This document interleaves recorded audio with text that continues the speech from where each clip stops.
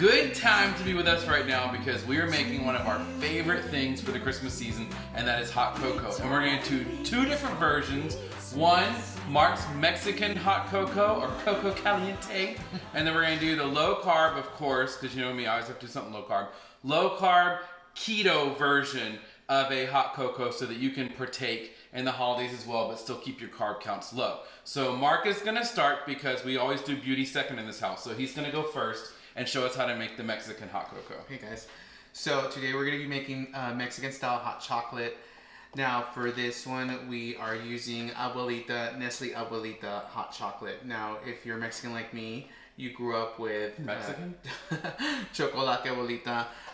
Your Mexican grandmother probably made these tablets that come in this kind of packaging. They look like an octagon, and you dissolve them in milk. For the sake of this video, we are doing the package, just the easier version. And you were saying they taste about the same. They taste about the same. I would say the tablets taste just a little bit sweeter and a little bit more chocolatier, but we're gonna do package just for easy making on this video. So what we're gonna do, we're gonna start is we have you're gonna boil 6 to 8 ounces of water or milk. Now I like to do milk because it just comes out creamier. You can do water. And you can do either whole milk, 1%, 2%. I'm doing skim only because it's less sugar and less fat, and I'm kind of lactose intolerant. So for me, skim works much better with my digestive tract. You want to do the whole milk? He'll be skywriting by Christmas Eve. Now, I've never done lactose-free milk, so I don't know how that heats or boils. You may want to try it or not, but I'm doing, like I said, skim milk today. So I got 8 ounces of milk heating here.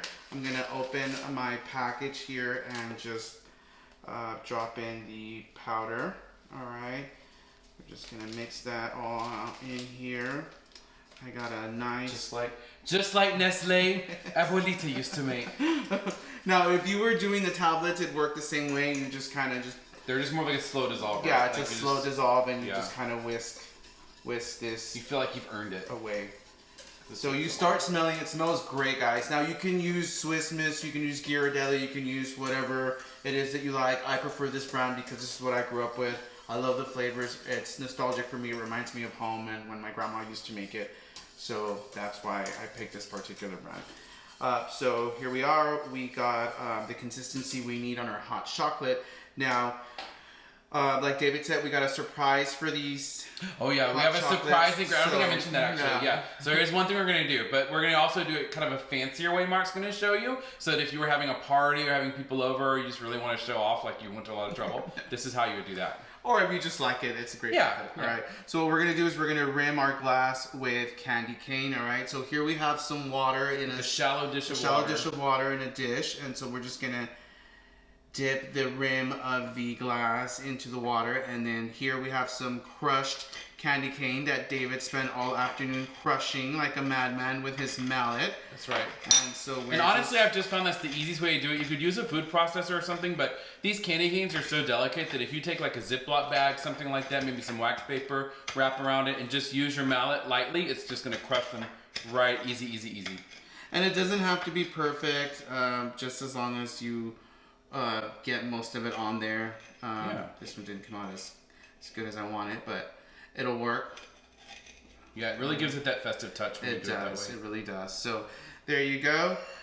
We're gonna do. We're not gonna do mine just because David. There's really no low carb way to do candy cane, but. All right, so there you are. But for the folks who are drinking traditional, this is like the nicest way to do it. For sure. So David's gonna show us how to do the keto version hot chocolate. Right, so you keep that warm there for now, right? Yes. And will you pass me the hot water? So what we're gonna do, thank you, sir. So what we're gonna do, and you know, with like a lot of recipes, I'm just gonna show you the basic for like one serving. You can quadruple this, double it, whatever you need to do to make more. But we're gonna start with our Hershey's unsweetened powdered cocoa. I've got vanilla extract, as well as, I'm using sucralose.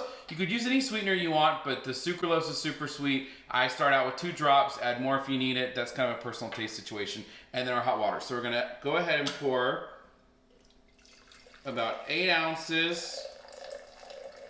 I like to say about, and then give you an exact number, but yeah, 8 ounces. Thank you, sir. Of the water. And then we're gonna take 2 tablespoons of our unsweetened cocoa.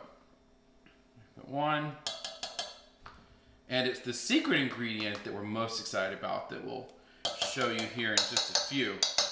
But that's gonna be our cocoa. And then I use about 1/8 of a teaspoon or just like a little splash of vanilla. Again, this is personal taste, as much as you'd like. I like things to have a nice, sweet, kind of vanilla flavor. It gives it a richness, so I put a little bit more of that in there, yeah. And then I'm gonna, like I said, do 1, 2, actually I'm gonna go with 3 right now, because I like it a little bit sweeter, right? On the edge. Yeah, right, on the edge with our little sweetener here. And then that's it. That's literally all the ingredients you'll need. I'm gonna use a fancy spoon because I'm convinced things come out better with fancy spoons. But honestly, if we weren't doing the video, it'd probably just be like a whisk like Marc was using, or a wooden spoon, whatever gets the job done.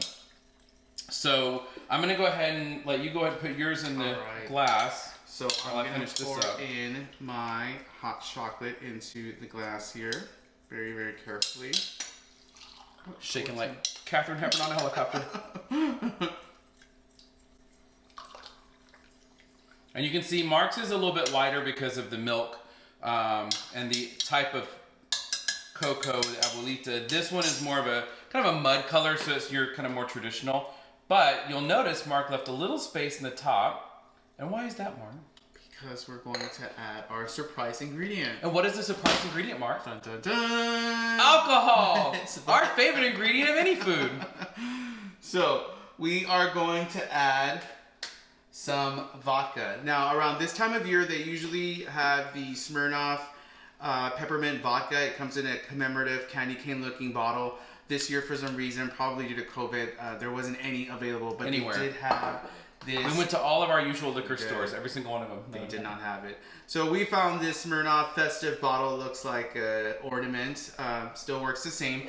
And we bought some peppermint schnapps. Right, and this is just like the De Kuyper. It's just a different brand. But, you know, the schnapps, we actually were thinking about it. And, you know, we like to use the peppermint vodka because it's just a one and done sort of situation.